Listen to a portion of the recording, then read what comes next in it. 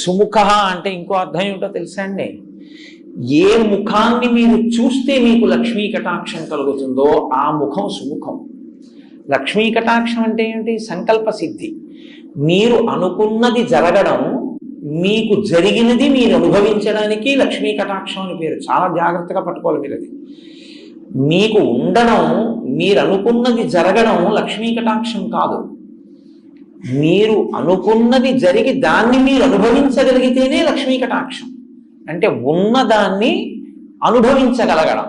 ఇంట్లో పదార్థం ఉంది, తను తినగలగాలి, ఆరోగ్యం ఉండాలి కదా. అందుకే కదా 16లో ఆరోగ్యం వచ్చింది. అప్పుడు అది లక్ష్మీ కటాక్షం కింద మారుతుంది. ఈ లక్ష్మీ కటాక్షాన్ని ఇంట్లో కృప చెయ్యగలిగినటువంటి రూపం మీరు ఇలా చూస్తే చాలు, మీకు ఇవ్వగలిగినటువంటి రూపం వినాయక స్వరూపం. ఎందుకో తెలుసా అండి? లక్ష్మీదేవి 5 స్థానాల్లో ఉంటుంది.